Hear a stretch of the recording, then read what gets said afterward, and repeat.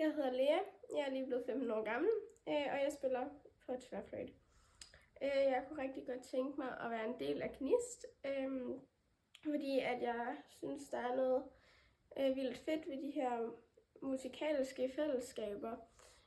Altså for eksempel, hvis jeg taler med nogle af mine venner, som ikke spiller musik om det, så forstår de det ikke på samme måde, som for eksempel andre, der spiller musik, gør. Og derfor synes jeg, det er virkelig fedt, at der bliver oprettet sådan et her fællesskab, som man kan være en del af. Og derfor håber jeg også på at kunne komme med.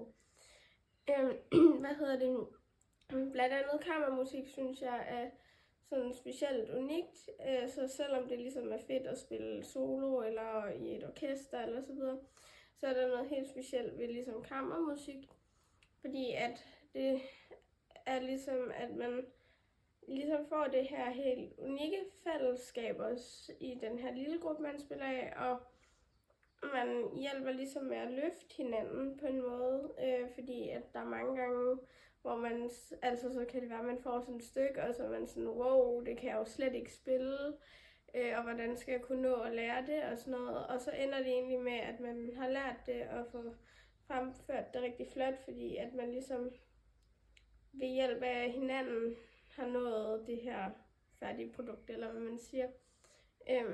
Så det synes jeg i hvert fald er rigtig fedt. Og så synes jeg også, det er virkelig sjovt at spille kammermusik, og man får grint og alt muligt, samtidig med, at man bliver bedre, og det giver også sådan ekstra glæde til musikken. Ja.